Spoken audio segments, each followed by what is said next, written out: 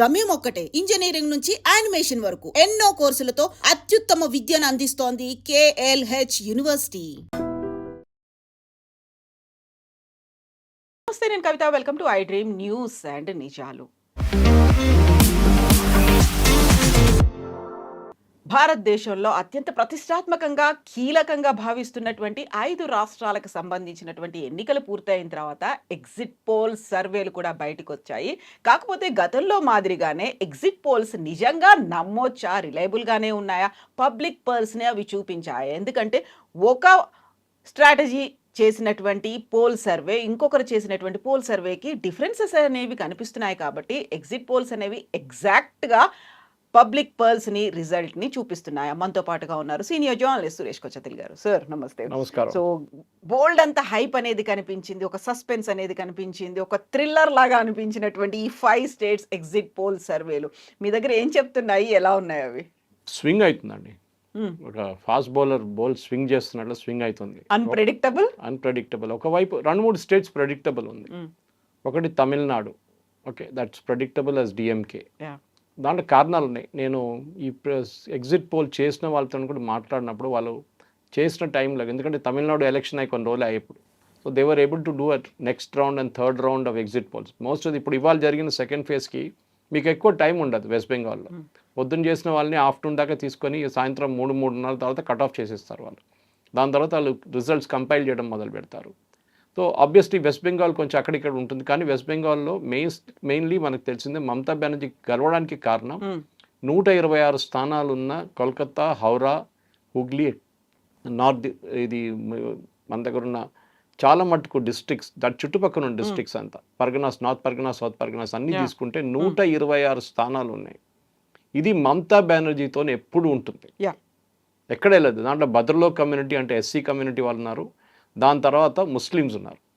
మనకందరూ తెలిసింది అక్కడ ముస్లిం కమ్యూనిటీకి చాలా మటుకు కాన్స్టిట్యున్సీలో 30-40% మెజారిటీ కూడా ఉన్న చాలా కాన్స్టిట్యున్సీ ఉన్నాయి. మీకు మిద్నాపూర్ తీసుకోవచ్చు, మాల్డా తీసుకోవచ్చు, చాలా మటుకు కాన్స్టిట్యున్సీ డిస్ట్రిక్ట్స్ ఉన్నాయి. మొత్తం డిస్ట్రిక్ట్ ఉంది.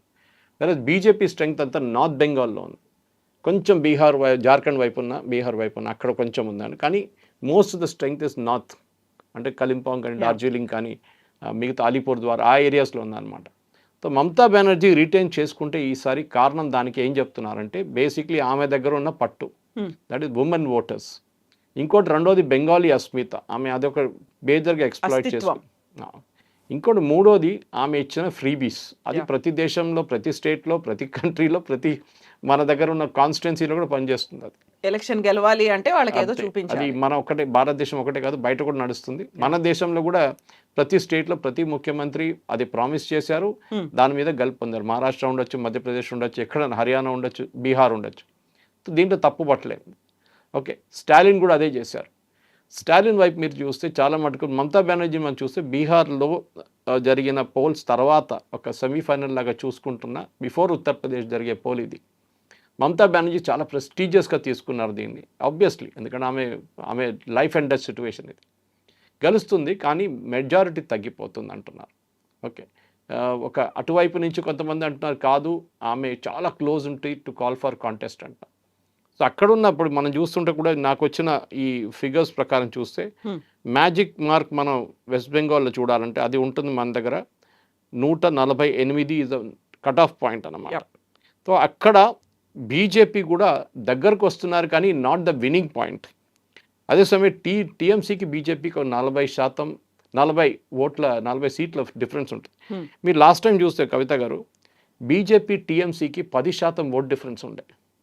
48 ఉంటే ఇక్కడ 38 ఉండే బీజేపీకి. ఈ ఎలక్షన్లో అది క్లోజప్ చేసుకుంటున్నట్లు అనిపిస్తుంది. ఈ క్లోజప్ చేసినప్పుడు ఏమవుతుందంటే ఎర్రర్ మార్జిన్ ఒకటి ఉంటుంది, +or-2%.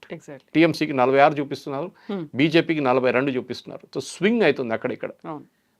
దీని మీద ఉంటుంది. ఇది ఇంకా క్లోజప్ అయితే కొన్ని కాన్స్టిట్యున్సీలో, ఎస్ఐఆర్ జరిగిన కాన్స్టిట్యున్సీలో 1,00,000 మంది దాకా ఓటర్ని తీసేసిన పరిస్థితి ఉంది అక్కడ. అక్కడ మార్జిన్ ఆఫ్ విక్టరీ మీద చాలా మటుకు కేర్ఫుల్ ఉండాల్సి ఉంది. 15,000 కానీ 10,000 ఓట్లతో గెలిచిన క్యాండిడేట్స్కి చాలా డేంజర్ సిచ్యువేషన్ ఉంటుంది. కానీ దాని డీటెయిల్ అంతా చూడాలంటే అఫ్కోర్స్ మనం 4th దాకా వెయిట్ చేయాల్సింది. మీరు చెప్పినట్లనే exit polls may not be exact polls. Exactly. చాలా మటుకు దీనికన్నా ముందు కూడా మమతా బెనర్జీ ఓడిపోతానని చెప్పిన కండిషన్ కూడా ఉండే కొన్ని ఎగ్జిట్ పోల్స్, కానీ ఆమె గెలిచింది లాస్ట్ టైం ఆమె majority of the brute majority 215 సీట్లు. కానీ అదే టైంలో మీరు చూస్తే కమ్యూనిస్ట్ పార్టీ వాళ్ళకి 3%, కాంగ్రెస్ కూడా 3%. ఈ 6% కూడా తీసేస్తే రేపు ఇంకొక రెండు ఎలక్షన్ తర్వాత వీళ్ళు ఉండరు అసలు. Then it will be direct fight BJP and Mamata Banerjee. బహుశా ఈ ముస్లిం మెజారిటీ ఉన్న డిస్ట్రిక్ట్స్లోనే మమతా బెనర్జీకి ఎక్కువ సీట్లు వస్తున్నాయి కవిత. యా. సో తమిళనాడు చూసుకుంటే తమిళనాడులో ఎలా అనిపించింది? తమిళనాడులో అన్ని సర్వేలు చూపిస్తున్నాయి ఏంటంటే డిఎంకే గెలుస్తారు. డిఎంకే ప్లస్ అలయన్స్, వాళ్ళు సెక్యులర్ అలయన్స్ అంటారు. సెక్యులర్ అలయన్స్ గెలుస్తారు. కానీ అక్కడ మేజర్ ఫ్యాక్టర్ ఒకటి ఉండబోతుంది విజయ్. విజయ్కి ఇప్పుడు చూపిస్తుంది దాని ప్రకారం 4 నుంచి 7%, 8% దాకా ఓట్లు చూపిస్తున్నారు, విచ్ ఇస్ నాట్ ఎనఫ్. సీట్లు ఎన్ని వస్తాయి? సీట్లు కూడా ఎక్కువ రాదు. ఎందుకంటే మీకు 6% వచ్చినప్పుడు మీరు యావరేజ్ తీసుకుంటున్నారు. అన్ని కాన్స్టిట్యున్సీ తీసుకొని మీరు యావరేజ్ తీసుకుంటున్నప్పుడు మీ దగ్గర వస్తున్న మార్క్ అదనమాట. తమిళనాడులో టోటల్ 234 సీట్లు ఉన్నాయి, అసెంబ్లీ స్థానాలు ఉన్నాయి. దాంట్లో మీరు యావరేజ్ చేస్తే ఆయనకి వాళ్ళ పార్టీకి 5 నుంచి 6% ఓట్లు వస్తున్నాయి. కొన్ని సర్వేలు అయితే 7 కూడా చెప్తున్నారు. కానీ డిఎంకే ఓట్ మార్జిన్ మీరు కట్ చేయాలంటే వాళ్ళకి 12% 14% దాకా రావాలి. అప్పుడే డిఎంకే సీట్లు తగ్గుతుంది. అది తగ్గట్లేదు ఇప్పుడున్న. అఫ్కోర్స్ అగైన్ 4th మే ఫైనల్ రిజల్ట్ వచ్చినప్పుడు ఇదంతా తెలుస్తుంది బయటకి. కానీ అందరు అనలిస్ట్ ఏమంటున్నారంటే విజయ్ ఏఐడిఎంకే తను పొట్టు పెట్టుకుని వాళ్ళు ఆఫర్ కూడా చేశారు 84 సీట్లు అంత పొత్తు ఆ రోజు పెట్టుకుంటే విజయ్ కూడా ఈజీలీ అంటే డిఎంకే ఓడిపోతుండే ఈజీగా అంటున్నారు. ఎందుకంటే ఇప్పుడు మీరు డిఫరెన్స్ చూడండి, ఇప్పుడు ఉన్న కొన్ని సర్వేలు ఏం చూపిస్తున్నారంటే వీళ్ళ డిఫరెన్స్ 40 నుంచి 41% డిఎంకే అంటే ఏఐడిఎంకే 37 నుంచి 38%, అంటే 3% డిఫరెన్స్ ఉంది. విజయ్ ఇప్పుడే 6%, 7% తీసుకెళ్లారు. దాంతోపాటు పొత్తు ఉంటే ఒక 10% దాకా వస్తుండే. ఆ 10% ఓట్లు అంతా ఇక్కడ ట్రాన్స్ఫర్ అవుతుండే. టెక్నికలీ ట్రాన్స్ఫర్ కాదు కానీ ట్రాన్స్ఫర్ కావచ్చు. ఈ పరిస్థితిలో ఉన్నామన్నమాట మనం ఇప్పుడు. సో విజయ్ ఒక లెసన్ ఇది. ఎగ్జాక్ట్లీ. అక్కడ పోల్ పర్సంటేజ్ చాలా దగ్గరికి ఉన్నప్పటికి కూడా సీట్లు మాత్రం చాలా ఎక్కువ ఉన్నట్టు కనిపిస్తోంది. హాఫ్ మార్క్ కూడా రీచ్ అవ్వలేదు డిఎంకేకి వస్తున్నటువంటి సీట్లను బేస్ చేసుకుంటే. డిఎంకే డిసడ్వాంటేజ్ ఏముంటుందంటే, ఒకటి వాళ్ళకి భయం ఏముంటుందంటే యంగ్ ఓటర్స్, వాళ్ళ ఒక పెద్ద కాన్స్టిట్యున్సీ యంగ్ ఓటర్స్ ఉన్నారు. వాళ్ళ కమ్యూనిటీ ఓటర్స్ పక్కన పెట్టండి. యంగ్ ఓటర్స్లో చాలా మటుకు ఎస్పెషలీ చెన్నై చుట్టుపక్కల ఉన్న ఏరియాస్లో, మదురై లాంటి ప్లేసెస్లో, కోయంబత్తూరు లాంటి చోట్ల అక్కడ ఉన్న యంగ్ ఓటర్స్ని విజయ్ తీసుకెళ్ళిపోతారో, విజయ్ వైపు వెళ్తారో అని ఒక డౌట్ ఉంది డిఎంకే. అది మనకి ఇంకా ఇప్పుడు తెలియదు. అది 4వ తారీఖు ఓట్ వచ్చిన తర్వాత ఈవెన్ 5వ తారీఖు కూడా మనకి దాని ఓట్ ఎక్కడి నుంచి వచ్చింది అనేది క్లాసిఫికేషన్ అప్పుడే వస్తుంది అనమాట. ఎంతమంది యంగ్స్టర్స్ ఓట్ చేశారు. విజయ్ దీంతో ఒక లెసన్ నేర్చుకోవాల్సింది ఏంటంటే, మీరు ఓవర్ నైట్ వచ్చి ఒక సెన్సేషన్ కాలేరు. ఓకే, రజనీకాంత్ ఎందుకు బ్యాక్అవుట్ అయ్యారు తమిళనాడులో ఎలక్షన్స్ నుంచి, ఇది కారణం. అండ్ కమల్ హాసన్ కూడా Kamal Haasan on his own Rajya Sabha member చేపించుకున్నారు. ఆయన అదే ఉంటారు, ఆయనకు పార్టీ గేటీఎం ముందుకు రాదు వాళ్ళు. సో ఇది మనం నేర్చుకోవాల్సింది. Not everybody can be an MGR. మీరు అందరూ జయలలిత కాలేరు. ఒక లిమిట్, దానికి ఒక సపరేట్ ఫిలాసఫీ ఉంటుంది, పొలిటికల్ ఫిలాసఫీ. చాలా రోజులు పనిచేసిన తర్వాత ఎంజీఆర్ గారు ముఖ్యమంత్రి అయ్యారు, ఓవర్ నైట్ కాలేదు. విజయ్ తప్ప ఏంటంటే ఆయన అనుకున్నారు నన్ను చూడడానికి వస్తున్న 2 లక్షల మంది అంతా నాకే ఓటేస్తారు అనుకున్నారు. కాదు, మనం దీని గురించి మాట్లాడాం కూడా. The conversion of crowd into votes అనేది చాలా డిఫికల్ట్ కవిత గారు. అది మీకు ఒక పార్టీ ఇన్ఫ్రాస్ట్రక్చర్ కావాలి మీకు దానికి. So next south state Kerala అనేది, అక్కడ కూడా చాలా ఇంట్రెస్టింగ్గా కనిపిస్తున్నాయి. యూడిఎఫ్ ఎల్డిఎఫ్ ఎప్పుడు టఫ్ కాంపిటీషన్ అనేది ఉంది. ఈసారి ఎట్లా కనిపిస్తుంది అక్కడ? ఈసారి యూడిఎఫ్ గెలుస్తారు. దాంట్లో నేను సిన్స్ ఐఎమ్ ఫ్రమ్ కేరళ, నేను అక్కడున్న మలయాళం ఛానల్స్ చాలా మటుకు ఫాలోఅప్ చేశాను. ఒపీనియన్ పోల్స్ టైంలో కూడా అందరు అంటున్నారు యూడిఎఫ్ గెలుస్తారని. దానికి కారణాలు ఉన్నాయి. మెయిన్ కారణం పినరాయి విజయన్. ఆయన వ్యతిరేకత, పార్టీ వ్యతిరేకత కాదు, ఆయన వ్యతిరేకత చాలా ఎక్కువ అయిపోయింది. ఫస్ట్ టైం పాసిబ్లీ ఒక ముఖ్యమంత్రి వ్యతిరేకత, యాంటీ ఇన్కంబెన్సీ వచ్చింది కేరళలో. పినరాయి విజయన్ అన్న మనిషి ఒక డిక్టేటర్ లాగా బిహేవ్ చేయడం మొదలుపెట్టారు. ఇప్పుడు కాదు, 2-3 సంవత్సరాల ముందు నుంచి. ఎస్పెషలీ సెకండ్ టర్మ్ గెలిచినప్పుడు. కేరళలో ఎప్పుడు ఒక టర్మ్ ఒక యూడిఎఫ్ గెలిచారు, next time LDF, then UDF LDF. కానీ లాస్ట్ 2 సార్లు ఎల్డిఎఫ్ గెలిచారు. అదే టైంలో లోక్సభకి వచ్చినప్పుడు చూడండి కవిత గారు, చాలా ఇంట్రెస్టింగ్. 20 సీట్ల 19 యూడిఎఫ్ గెలుస్తారు. 2 సార్లు గెలిచారు, కానీ అసెంబ్లీకి వచ్చినప్పుడు ఓడిపోయారు. సో కారణాలు చాలా ఉన్నాయి దానికి. ఒకటి, సిపిఎం ఆ టైంలో ఫస్ట్ టర్మ్లో వాళ్ళకున్న ఒక శబరిమల ఇష్యూ కానీ, దాని తర్వాత వచ్చిన యాంటీ పినరాయి విజయన్, అది కన్వర్ట్ కాలేదు, ఓట్లు కన్వర్ట్ కాలేదు. ఇంకోటి, అక్కడ ఉన్న క్రిస్టియన్ కమ్యూనిటీ ఓట్స్ కూడా స్ప్లిట్ అయింది చాలా మటుకు, ఎస్పెషల్లీ సదర్న్ కేరళలో. నార్దర్న్ కేరళలో ముస్లిం ఓట్లు అంతా యూడిఎఫ్ తీసుకెళ్లారని అనుకుంటే అక్కడ కూడా స్ప్లిట్ జరిగింది. ఓకే, మలప్పురం, వయనాడ్, కోഴിకోడ్ ఏరియాస్లో. సో ఈసారి టోటల్ యాంటీ పినరాయి విజయన్ ఒక సెంటిమెంట్ ఉంది. దాంతో కంప్లీట్గా పినరాయి విజయన్ గారు ఎల్డిఎఫ్ని తీసుకొని ముంచేశారు. ఆయన ఇంకా ఈసారి ఇప్పటి నుంచి పినరాయి విజయన్ లీడర్గా ఉండలేరు. ఎందుకంటే ఆయన రీప్లేస్ చేయడానికి కొత్త ఎవరైనా గోవిందన్ కానీ మిగతా ఎవరైనా రావాల్సి వస్తుంది, ఆర్ యంగ్ లీడర్షిప్ ఎవరైనా రావాల్సి వస్తుంది. పినరాయి విజయన్ పర్సనల్ కరప్షన్ ఒకటి, గోల్డ్ స్కామ్ కేసు ఒకటి మీకు తెలిసిందే, శబరిమల కేసు దాని తర్వాత, దాంతోపాటు వాళ్ళ కూతురికి ఇచ్చిన డబ్బులు, లంచంగా ఇచ్చిన డబ్బులు, కేరళ రూటైల్స్ అండ్ మినరల్స్ అనే కంపెనీ వాళ్ళు డబ్బులు ఇచ్చారు. ఎందుకు ఇచ్చారా అంటే మైక్రోసాఫ్ట్ వర్డ్ ఇన్స్టాల్ చేశారని చెప్పి డబ్బులు ఇచ్చారు. వాళ్ళు ఎవరైనా నవ్వుతారు అది వింటే. మైక్రోసాఫ్ట్ వర్డ్ ఎవరు ఇన్స్టాల్ చేస్తారు, అది ప్రీ ఇన్స్టాల్డ్ వస్తుంది కాబట్టి సిస్టంలో. కానీ అట్లాంటి చాలా మటుకు కరప్షన్ ఛార్జెస్ పినరాయి వ్యతిరేకంగా వచ్చింది. ఆయన బిహేవ్ చేసినది ఒక హంబుల్, ఓకే నేను ఎంక్వైరీ పెట్టుకోండి నా వ్యతిరేకంగా, నా ప్రాబ్లం. కానీ ఆయన ఒక గేమ్ ఆడారు. ఆ గేమ్లో కొంతమంది అంటారు బీజేపీ కూడా తోడు ఉన్నారు, ఎందుకంటే ప్రాసిక్యూషన్ ఇప్పుడు దాకా జరగలేదు, ఆయన మీద ఉన్న పాత కేసులు కూడా ఇప్పుడు దాకా సిబిఐ గుంజుకొని తీసుకెళ్తున్నారు, పోస్ట్పోన్ చేసుకుంటూ పోతున్నారని చెప్తున్నారు. సో కవిత గారు ఇప్పుడున్న దాంట్లో కేరళలో డెఫినెట్ యూడిఎఫ్ గెలుస్తారు. వాళ్ళకు 90 స్థానాల దాకా రావచ్చని నా అంచనా. ఎగ్జిట్ పోల్స్ కూడా అదే చెప్తుంది, ఒపీనియన్ పోల్స్ కూడా అదే చెప్పింది. కానీ వాళ్ళ నడిమిట్లో ముఖ్యమంత్రి ఎవరైతారని చెప్పి పెద్ద గొడవ నడుస్తుంది. Will it be VD Satheesan or will it be మన రమేష్ చెన్నితల ఆర్ కేసీ వేణుగోపాల్. వీళ్ళ ముగ్గురు నడిమిట్లో పెద్ద గేమ్. లాస్ట్ ఒక వారంలో మీమ్స్ నడుస్తున్నాయి, కేరళలో వీడియోస్ నడుస్తున్నాయి, వీళ్ళు ముగ్గురులో ఎవరు ముఖ్యమంత్రి అవుతారు. సో మళ్ళీ అక్కడ షేరింగ్ అనేది ఉంటుందా అనే దాంట్లో 5 years టెన్యూర్ని ఎవరెవరు ఎంత డివైడ్ చేసుకుంటారు అనేది కూడా. Correct. And Puducherry will be BJP only. Narayana Swamy garu అదొక రిటైన్ చేసుకుంటారు. దాంట్లో పెద్ద ఇదేం లేదు. ఎందుకంటే చాలా తక్కువ సీట్లు ఉన్నాయి కదా కవిత గారు, అక్కడ 30 సీట్లే ఉన్నాయి. సో చిన్న సెగ్మెంట్, ఒక చిన్న union territory with assembly. So దాంట్లో బీజేపీకి 19 సీట్ల దాకా రావచ్చని అన్ని ఒపీనియన్ పోల్స్ చెప్తున్నాయి. ఎగ్జిట్ పోల్స్ కూడా అదే చూపిస్తుంది. సో వీ విల్, అది మోర్ ఆర్ లెస్ తమిళనాడుకి యాంటీ థీసిస్గా నడుస్తుంది. తమిళనాడు పార్టీ పాండిచేరి అని టెక్నికల్ చెప్పొచ్చు మనం. కానీ అక్కడున్న ప్రజలు మేబీ అక్కడున్న ఇప్పుడు దాకా చేసిన ఎన్డీఏ గవర్నమెంట్ చేసిన పనులకు వాళ్ళకు నచ్చింది అనుకుంటాను, రిటైన్ చేస్తారని చెప్పి ఒపీనియన్ పోల్స్ కూడా చెప్పారు. ఇప్పుడు ఎగ్జిట్ పోల్స్ కూడా అదే చెప్తున్నారు. దెన్ ఇంకో క్రూషియల్ అస్సాం స్టేట్, అస్సాంలో ఎలా ఉంది పరిస్థితి అసలు? 120 స్థానాల్లో ఈసారి బీజేపీ మళ్ళీ గెలుస్తారు.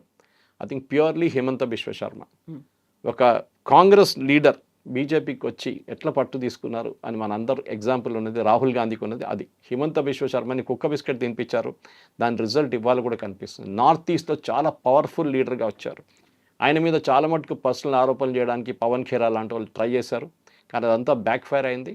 గౌరవ్ గొగోయ్ గెలుస్తారని చెప్పి చాలా పెద్ద హైప్ క్రియేట్ చేశారు. కానీ మనకు తెలిసిన మాటకి ఇప్పుడు కూడా వాళ్ళకి బీజేపీకి 86 నుంచి 90 స్థానాలు రావచ్చు. టోటల్ నెంబర్ ఆఫ్ సీట్స్ ఉన్నది 126. సో మీ కట్ ఆఫ్ మార్క్ 64 కన్నా ముందే వెళ్ళిపోతారు. 20-30 సీట్లు ఎక్కువ కూడా రావచ్చు. So Himanta Biswa Sharma safe. కానీ కాంగ్రెస్ నేర్చుకోవాల్సిన చాలా పెద్ద ఒక లెసన్ ఏంటంటే అక్కడ కూడా వాళ్ళు మైనారిటీ కమ్యూనిటీ ఓట్స్ ఇప్పుడు కూడా వాళ్ళు తీసుకెళ్ళలేకపోతున్నారు. మైనారిటీ కమ్యూనిటీ ఓట్స్ ఇప్పుడు కూడా 12 నుంచి 13% ఏఐయుడిఎఫ్ లాంటి పార్టీస్కి వెళ్తుంది, బదరుద్దీన్ అజ్మల్ వాళ్ళ పార్టీకి. అది కాంగ్రెస్కి ఇప్పుడు కూడా రావట్లేదు. వెస్ట్ బెంగాల్లో కూడా అదే లెసన్. ఆ ఓట్లన్నీ తీసుకెళ్ళిపోయారు మమతా బెనర్జీ. సో ఈ మా ముస్లిం ఓట్స్ ఎక్కడికి పోతే మా దగ్గరికే ఉంటుందని చెప్పింది ఆ స్ట్రాటజీ కాంగ్రెస్ది బ్యాక్ ఫైర్ అయింది కంప్లీట్గా. సో డెఫినెట్గా మనం రేపు అనలైజ్ చేసేటప్పుడు మనకి ఇంకా కొంచెం డీటెయిల్డ్గా మనం అనలైజ్ చేయవచ్చు. ఎందుకంటే we're now breaking the news.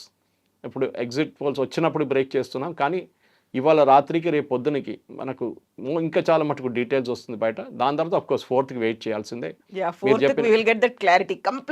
అది ఎగ్జిట్ పోల్స్ ఎగ్జాక్ట్ పోల్స్ అని అప్పుడు తెలిసిపోతుంది.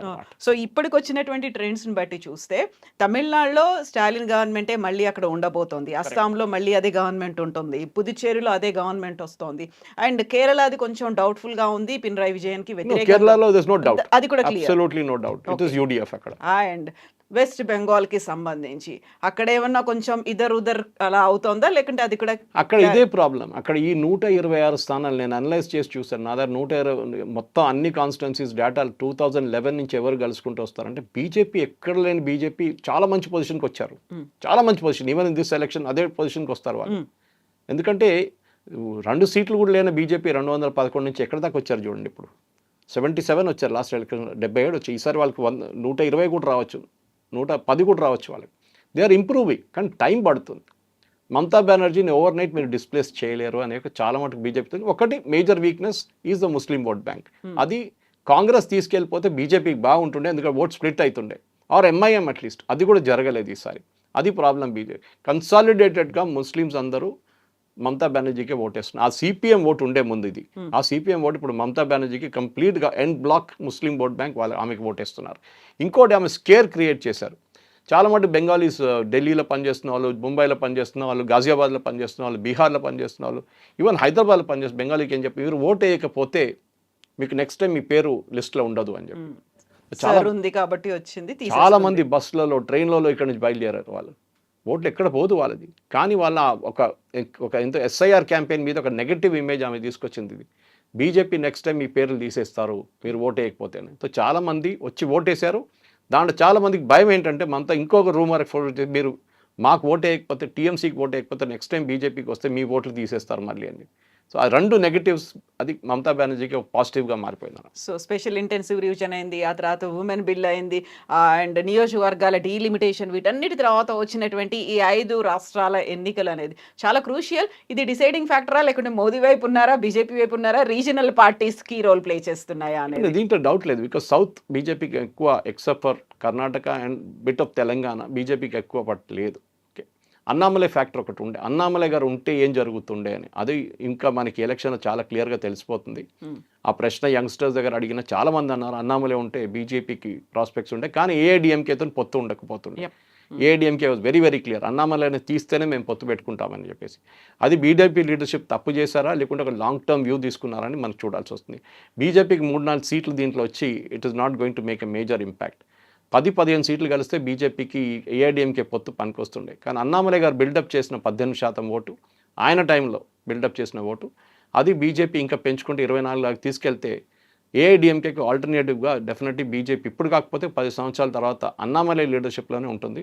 అన్నామలై గారిని తీసింది అక్కడి నుంచి, తమిళనాడు సీన్ నుంచి తీసి చాలా పెద్ద తప్పు చేశారు పార్టీ, దాంట్లో డౌట్ లేదు. సో స్టేట్స్తో పాటుగా వచ్చేటువంటి రిజల్ట్స్, ఆ తర్వాత పార్టీల స్టాండ్లు, స్ట్రాటజీలు ఎలా ఉంటాయో మారుతాయా, నాట్ ఓన్లీ గవర్నమెంట్స్, అక్కడ ఉన్నటువంటి ముఖ్యమంత్రులు, వీటన్నిటి మీద మనకి we'll going to have that May 4th మాత్రమే we're going to have we'll have live hookup అనుకుంటాను. లైవ్ మన ఐ డ్రీమ్లో చేయబోతున్నాం. దాని డీటెయిల్స్ మన ప్రేక్షకులు కూడా తెలియజేస్తాం మన దానికన్నా. యా, సో రేపటికి ఇప్పటికి వచ్చినటువంటి ఎగ్జిట్ పోల్స్ అన్ని సమ్అప్ చేసుకొని రేపు we will have one more.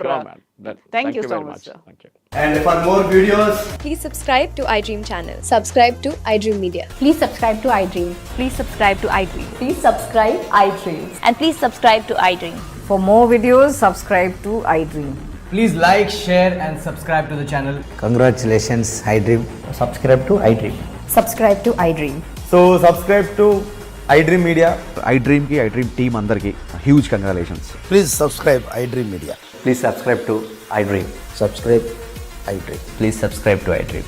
iDream అంటే నా కళల ఛానల్ను సబ్స్క్రైబ్ చేసుకున్న నోరు తిరుగుతలేదు, మీరైతే గంట గుర్తు కొట్టండి. For more such videos, please subscribe to iDream. Subscribe to iDream. Please subscribe to iDream. Please subscribe iDream Media. Please do subscribe to iDream. Please subscribe to iDream Media. For best entertainment and information, please subscribe iDream. And don't forget to subscribe to iDream.